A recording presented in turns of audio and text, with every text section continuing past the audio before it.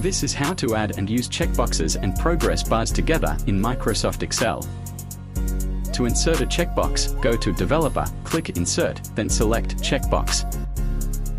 Drag your mouse cursor to expand the checkbox and then position it within the spreadsheet.